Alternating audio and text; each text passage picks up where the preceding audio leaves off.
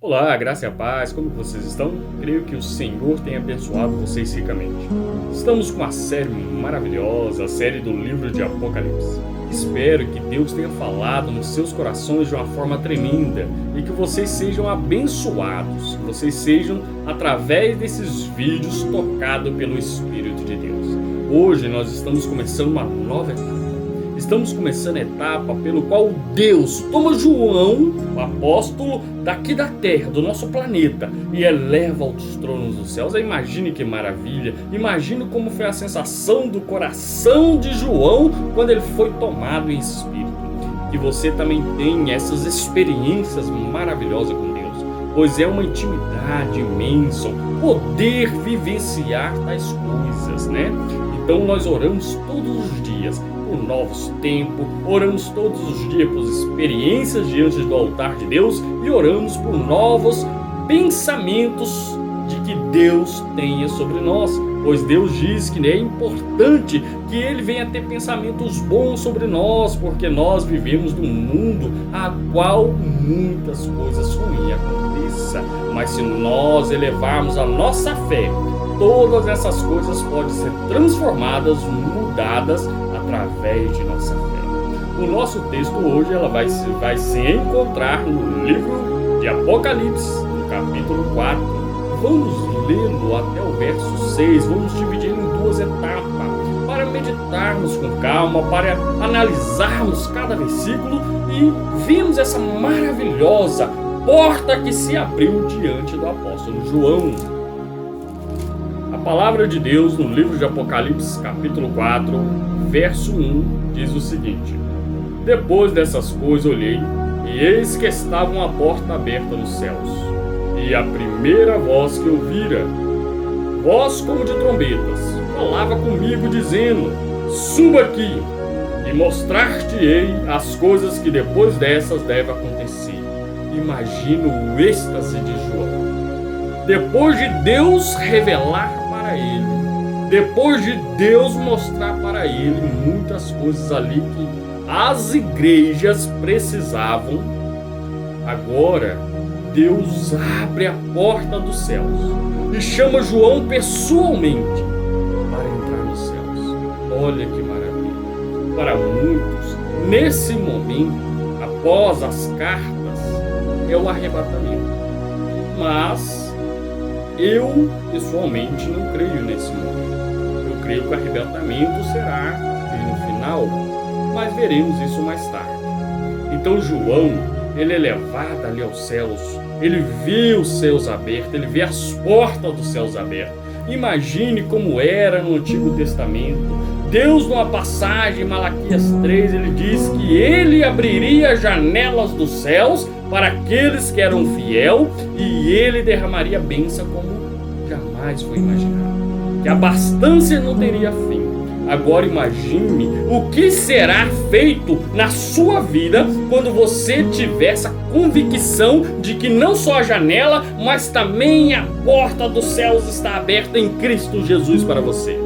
Porque Jesus, ele é o caminho, Jesus, ele é a verdade, Jesus, ele é a vida, Jesus, ele é a porta viva que está diante de Deus para que nós podemos chegar a ele com ousadia. A porta dos céus está aberta para todo aquele que crê. Então as bênçãos agora são muito maiores, pois não há nada que impede de chegarmos diante de Deus pessoalmente, clamamos pelas bênçãos dele e sermos abençoados.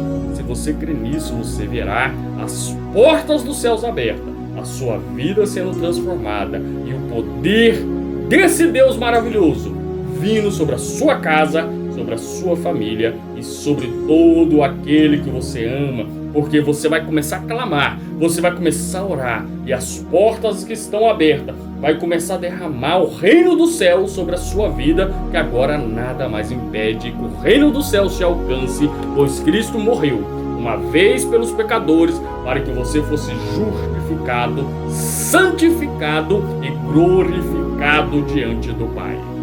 Verso 2: Imediatamente fui arrebatado em espírito, e eis que um trono estava posto no céu, e um assentado sobre o trono. E aquele que estava sentado era, na aparência, semelhante a uma pedra de jaspe e sadônia, e havia ao redor do trono um arco-íris semelhante à aparência de esmeralda.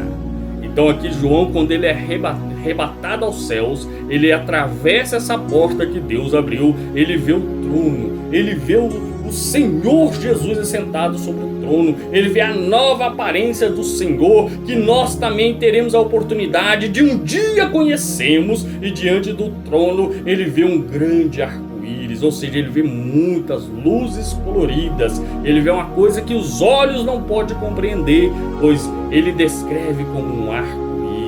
Então é muito interessante. João ali está vivendo uma experiência maravilhosa, e isso é só o começo de tudo que Deus iria mostrar que haveria de vir. O futuro que esperava pela humanidade seria revelada diante dos olhos do profeta, do evangelista, do apóstolo João. Se você crê, quem sabe você também pode ser um desse usado por Deus para trazer às nações revelações maravilhosas, para trazer às nações palavras grandiosas, profecias do dia do Senhor. Mas o Senhor, ele vai trazer mais coisas para o João. Ele traz um simbolismo nesses versículos maravilhoso que possivelmente alguns compreenderemos, mas outros só compreenderemos no dia que ele abrir nossos olhos espirituais para entendê-los, porque tudo foi preparado para o dia e para a hora.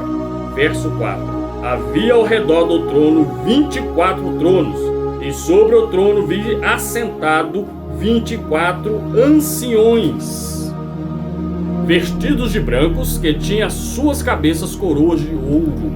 Isso é honra. Deus, ele coloca diante do trono de Cristo Jesus 20 outros 4 tronos e 24 anciões vestidos de vestes brancas, que significa pureza, que significa santidade, que significa intimidade com Cristo Jesus. E eles têm suas coroas, são reis diante de Deus. Mas o mais importante é entendermos o que são esses 24 tronos. Os 24 tronos é 2 alianças: a antiga aliança e a nova aliança. Deus, ele levanta um homem e uma mulher, 2 idosos que não tiveram filhos, Abrão e Sarai, que futuramente se torna Abraão e Sara. Desses 2 vem um povo, uma grande nação, com 12 tribos. Cada tribo tinha uma parte fundamental para a vinda de Cristo. Eram 12 bandeiras, distribuídas de formas de proteger a 13ª tribo, e levava o nome do Senhor, a tribo de Levi. Então Deus, ele preparou um grande exército para guardar o seu nome, porque essa 13ª tribo, ela tinha a responsabilidade de anunciar a vinda do Filho de Deus, pois as escrituras foram dadas a ela.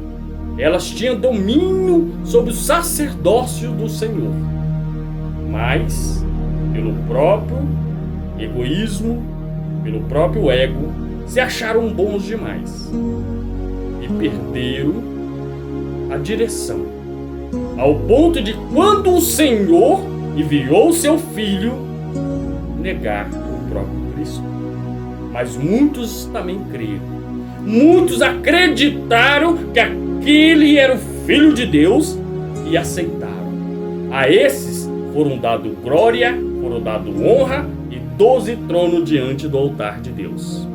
E os outros 12 tronos eram das testemunhas que viram com os próprios olhos Cristo Jesus.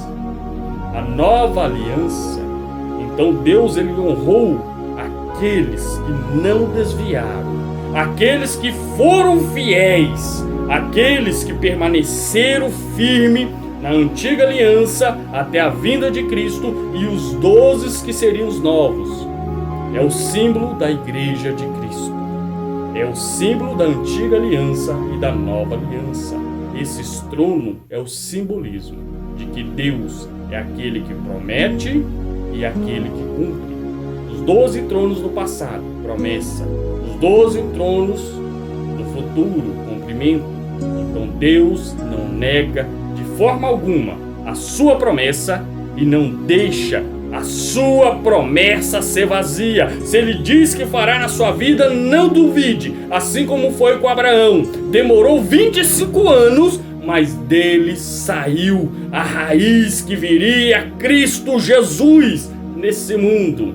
E se ele prometeu para você, não duvide. Não importa o tempo, na sua vida, na sua casa, na sua família, vai se cumprir as promessas de Deus, pois Ele não deve nada a ninguém. Ele não fica se passando como farsante, pois Deus é a própria verdade. Deus é o próprio amor. Deus é a própria manifestação de todas as coisas. Se você crer, permanecer firme na promessa de Deus, não duvidar, ela chegará. Não importa o que você está passando. A antiga aliança e a nova aliança, os 12 tronos permanecerão para sempre diante de Deus, para lembrar das promessas, do cumprimento e da verdade que Ele um dia descreveu para todos nós. Verso 6. Também havia diante do trono como que um mar de vidro, semelhante ao cristal, e ao redor do trono, ao meio de cada lado, 4 seres viventes, cheios de olhos, por diante e por detrás. Esses 4 seres viventes, que para nós são seres de outras dimensões, seres que não existem na Terra. Nós vamos entender um pouco melhor no próximo vídeo sobre esses seres e sobre a adoração dos 24 anciões diante do trono. Você não pode perder nosso próximo vídeo. Vai ser maravilhoso, vai ter algo grandioso.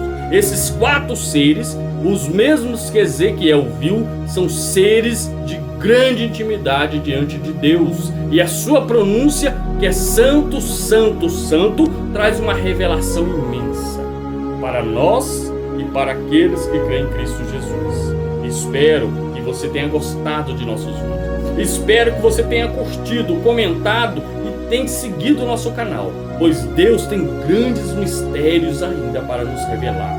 Pois esse é só o começo.